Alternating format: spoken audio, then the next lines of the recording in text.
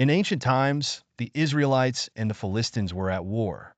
The Philistine army gathered for battle at Soko in Judah, occupying a hill on one side of the valley while the Israelites took up their position on the other. Among the Philistine ranks was a giant named Goliath, his height reaching over 9 feet. He wore a bronze helmet, a coat of scale armor, and bronze greaves, carrying a javelin slung on his back.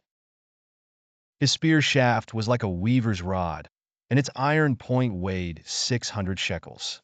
Goliath stood and shouted to the ranks of Israel, taunting them to send out a champion to fight him in single combat. The challenge struck fear into the hearts of the Israelite soldiers, and no one dared to step forward. For 40 days, Goliath mocked the Israelites every morning and evening. David was the youngest son of Jesse, a shepherd who tended his father's flock in Bethlehem. Jesse had sent David to the front lines to bring provisions to his 3 older brothers, who were soldiers in King Saul's army.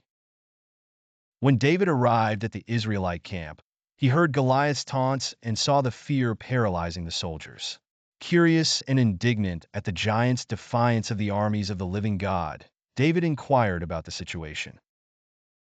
He learned that King Saul had promised great wealth and his daughter's hand in marriage to the man who could defeat Goliath.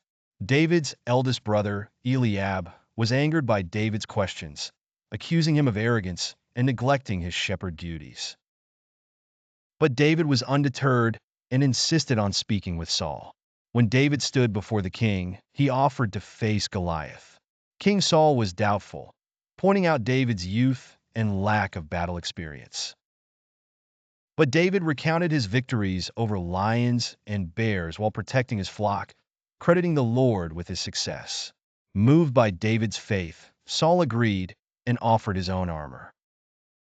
However, David found the armor cumbersome and instead chose to face Goliath with his staff, 5 smooth stones from a stream, and his sling.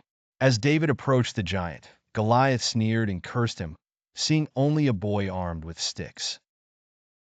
But David declared that he came in the name of the Lord Almighty, the God of the armies of Israel.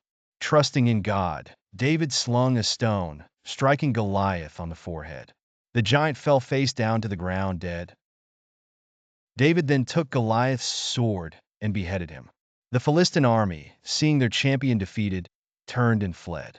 The Israelites pursued, securing a great victory. David's faith and courage turned the tide of battle, and he would later become the king of Israel, remembered as a man after God's own heart.